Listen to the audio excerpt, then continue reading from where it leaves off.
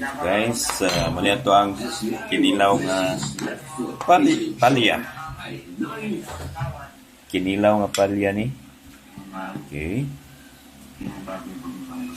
Yan, butangan lang na ito o gamay ginamos. Gamay lang.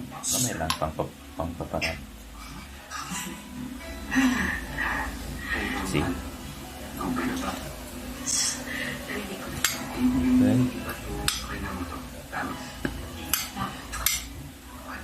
And a bit of limoncito.